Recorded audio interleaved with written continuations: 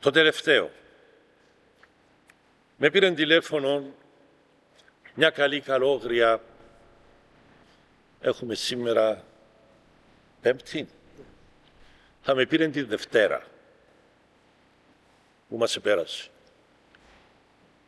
Και μου είπε, στην Ελλάδα είναι η καλόγρια αυτή, σε έναν καλό μοναστήρι,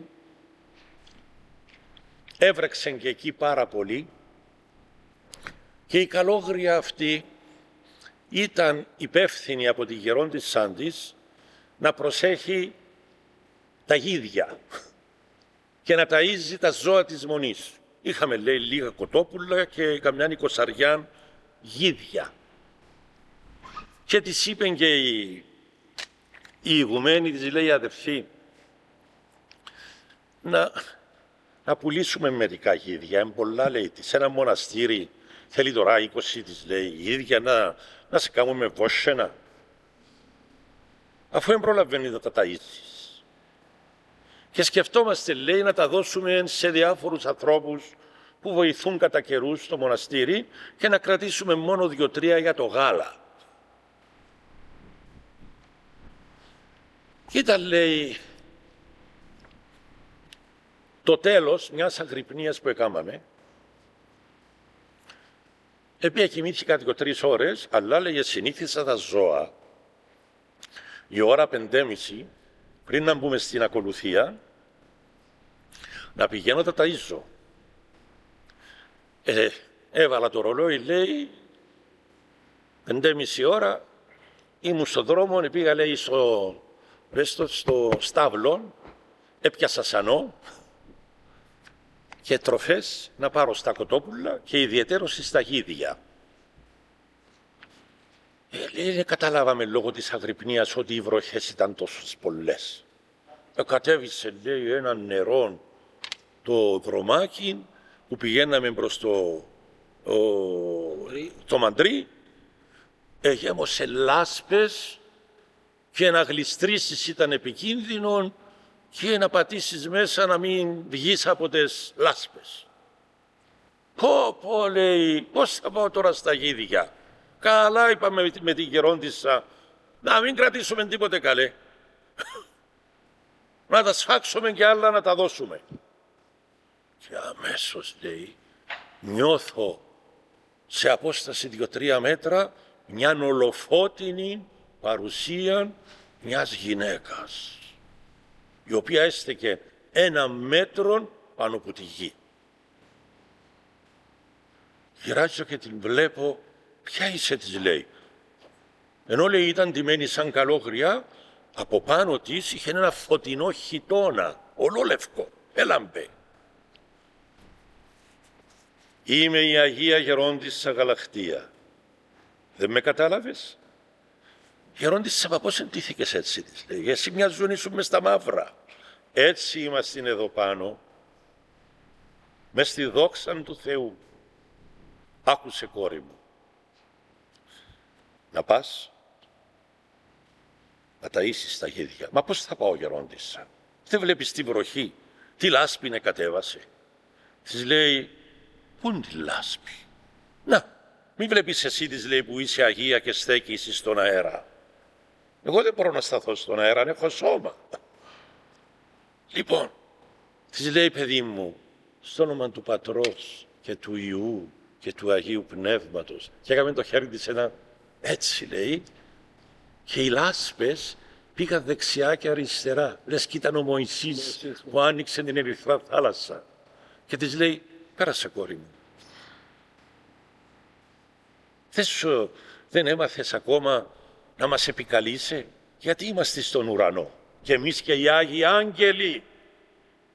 Εσείς να μας καλείτε συνεχώς και στα πιο μικρά σας, να σας βοηθήσουμε. Συγκινήθηκα, λέει. Ευχαριστώ, Γερόντισσα. Να το πω αυτό που μου συνέβη, όχι μόνο στο μοναστήρι σου. Θα βρεις μερικούς που τους ακούει όλος ο ντουνιάς και να τους το πεις και να το πούν. Και τώρα κάνω υπακοή. Λοιπόν, η αδελφούλα εξεθάρεψε με τη γιαγιά. Και της λέει, και εμείς που σκεφτόμαστε, της λέει, να σφάξουμε μερικά γίδια και άλλα να δωρήσουμε. Όχι μόνο δεν θα σφάξετε τα 20 γίδια, αλλά όσοι έχετε 20 θα τα κάνετε 40. Όσοι έχετε 2 θα τα κάνετε 4. Όσοι έχετε 4 θα τα διπλασιάσετε να τα κάνετε 8. Μα τι λες, γερόντισσα, τα 20 δεν προλαβαίνω και θα κάνω 40? Και τώρα πώς θα τα προλάβεις? Ποιος έδιωξε τα χώματα και τις λάσπες? Εσύ? Θα με καλείς εμένα. Καλά, γερόντισσα, θα κατεβαίνεις από τον ουρανό και θα μου καθαρίζεις κάθε μέρα? Μάλιστα, παιδί μου. Φτάνει με ανοιχτή καρδιά να με καλείς. Και εμέναν και άλλους, όχι μόνο εμένα. Διότι από εδώ και πέρα, κόρη μου, της είπε, ο κόσμος ως τώρα στα μοναστήρια έπαιρνε χρήματα, φαγόσιμα, φρούτα, τυριά, ό,τι παρήγαγε ο καθένας, από ευλάβεια. Να πάρω στο μοναστήρι, λες, τα Νικόλα, ό,τι παράγω. Από εδώ και πέρα δεν θα σας φέρνει κανείς. Κανείς. Για κάποιο διάστημα θα τρώτε μόνο με ό,τι έχετε, ό,τι παράγετε. Ούτε ηλεκτρικό, ούτε καύσιμα θα υπάρχουν. Της είπε. Μα τι λες, γερόντισσα, γι' αυτό πρέπει να αυξήσετε τα γίδια και να το πεις σε αυτούς που μιλούν, να το πούν και ο καθένας σας αναλάβει τις ευθύνες του. Της λέει, καλά, γερόντισσα, μου άρεσε πολύ αυτή η καλόγρια. Είχε μαγκιά πνευματική. Λοιπόν, γυρνάει και της λέει, καλά, της λέει, τα λες εσύ από τον ουρανό, αλλά ξέρεις τι δύσκολο πράγμα είναι να μεγαλώσεις 40 γίδια? Ξέρω, της λέει, αλλά ξέρεις τι εύκολο είναι να μεγαλώσεις με τη βοήθειά μας? Ναι, γερόντισσα, θα μας βοηθάτε στις δουλειές και στις λάσπες.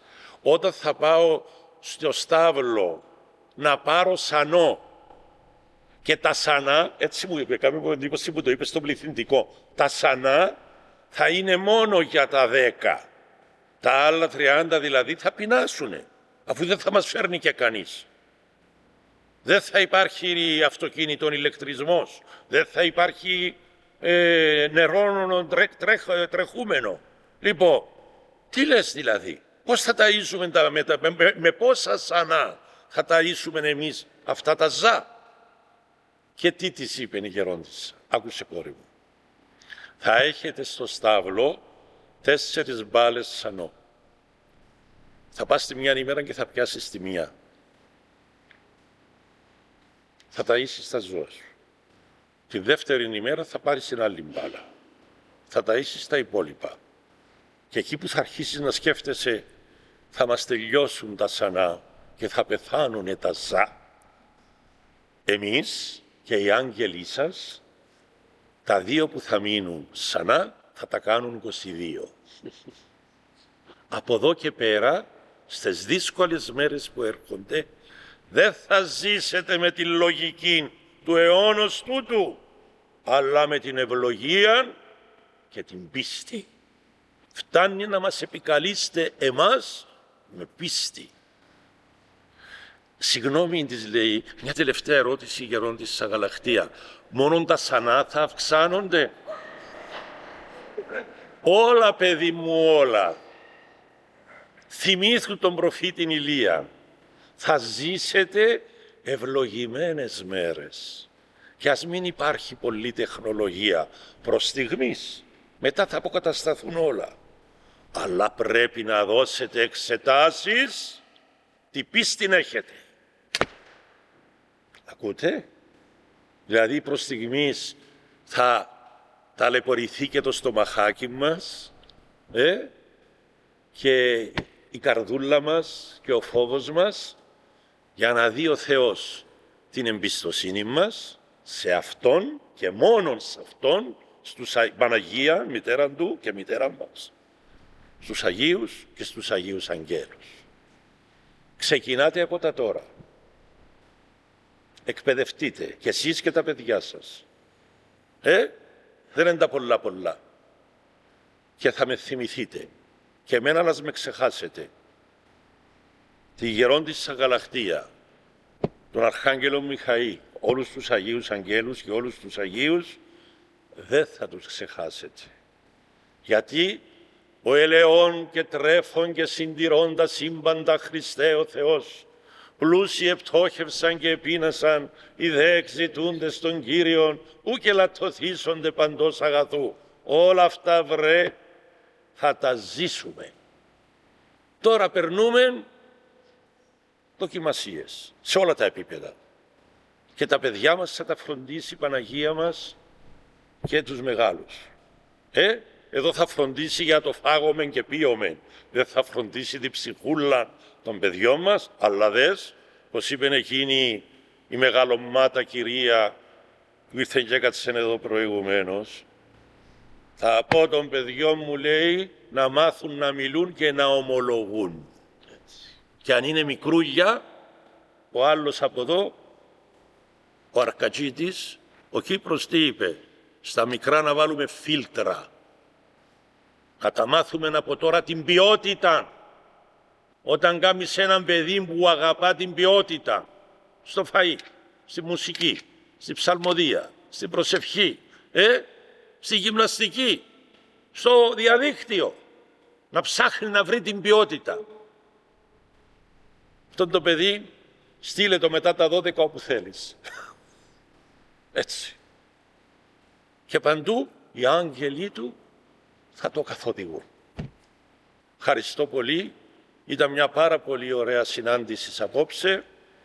Να, γιατί όλοι έλεγαν ότι πρέπει να αρχίσετε τους αναπτήρες και θέλουμε δίπλα από τον Μητροπολίτη, τον κύριο Γιάννη Λέμπο.